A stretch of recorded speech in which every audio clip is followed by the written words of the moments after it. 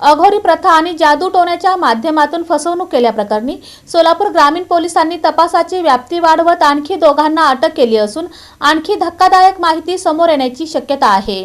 अघोरी प्रथा व जादूटोण्याच्या माध्यमातून फसवणूक करून मिळालेल्या पैशांची विल्हेवाट लावल्याप्रकरणी कुर्डुवाडी पोलिसांनी राजेंद्र गोकुळ हुंबे आणि लक्ष्मीकांत मणमतलीगाडे यांना अटक केली। या प्रकरणातील मुख्य आरोपी मनोहर उर्फ मामा चंद्रकांत भोसले याच्यासह सोलापूर ग्रामीणमध्ये एकूण 6 गुन्हे दाखल आहेत। पोलीस अधीक्षक अतुल कुलकर्णी यांच्या मार्गदर्शनाखाली स्थापन करण्यात आलेल्या विशेष एसआयटीच्या तपासात मनोहर भोसले याच्याकडील अवैध पैशांची विल्हेवाट दत्तकला इन्स्टिट्यूट, स्वामी चिंचोली दौंड येथील संस्थापक अध्यक्ष रामदास झोळ यांच्या माध्यमातून लावल्याचे निष्पन्न झाल्याचे पोलिसांनी सांगितले। या प्रकरणात अटक करण्यात आलेल्या दोन्ही आरोपींना 17 ऑगस्ट 2026 पर्यंत पोलीस कोठडी सुनावण्यात आली असून रामदास झोळ यांचा शोध सुरू आहे। दत्तकला इन्स्टिट्यूट मधील महत्त्वाची कागदपत्रे, रजिस्टर, संगणक व अन्य साहित्य पोलिसांनी जप्त केले आहे। या प्रकरणाचा पुढील तपास स्थानिक गुन्हे शाखेचे पोलीस उपनिरीक्षक राहुल गरड करीत आहेत।